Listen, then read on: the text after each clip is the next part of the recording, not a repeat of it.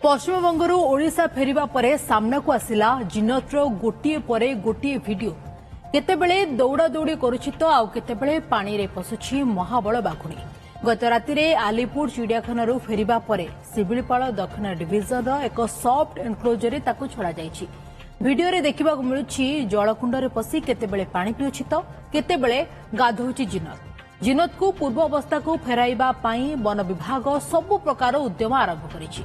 Baripada SCF कहिसंती Zeenat एबे सुस्थ अछि एवं शांत रहिछि। ताकू गतकाली सकाळ 8टा समय रे जेनावेल रेंज रो सॉफ्ट एनक्लोजर रे छड़ा जाइछि। सिमिलपाल साउथ डिविजन रे जमुना पई होइतिबा एनक्लोजर रे किछि दिन जिनत को रखाजिबो। 24 घंटा ताकू नजरे रखाजिबो।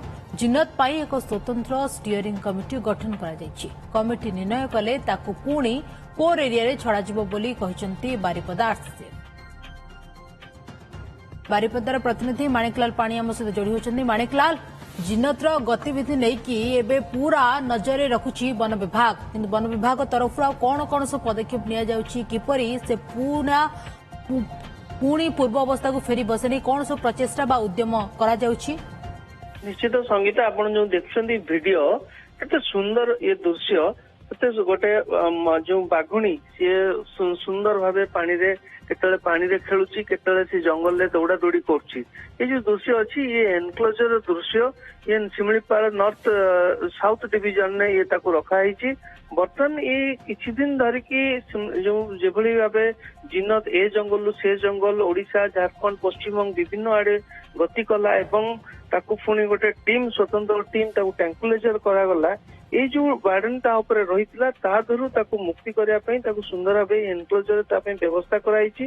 बर्तमान से आशा कराउछि किछि दिन रहिबो, एक मास धरी पाखापाखि से सेटा रहिबो। गत थर जतले जिनत महाराष्ट्र रु आस्तिला सेतले प्राय 6-7 दिन एनक्लोजर थिला परे ताकू कोर अंचल रे छड़ा जाइतिला, किंतु एथर प्राय से अधिक दिन किछि दिन रहिबो। सेटारे जा कुहाउछि स्टीयरिंग कमिटी डिसीजन नबो, एनटीसीए डिसीजन नेला परे ताकू कोर अंचल रे छड़ा जिवो।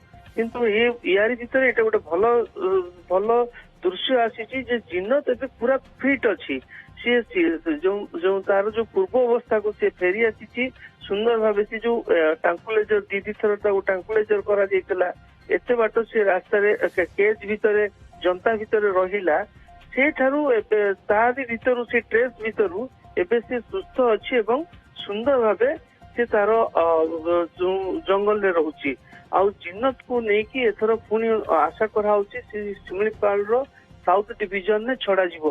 कहीं ना हुए तो जिनत आउ थे भी पुणी कुआडे पड़े जाई पारे, अन्य राज्य को पड़े जाई पारे। या ऊपर तो निहाती माने या ऊपर रोक तो लगाई जिवा कष्टकर जंगली जंतु अछि, किंतु जिनत को किभली एथर बाहर को न जिवो सिमिलपाल एरिया रे प्रचेष्टा मध्ये करा जायछि वन विभाग तरफ। बहुत बहुत धन्यवाद माणिकलाल आपनका तमाम सूचना पे।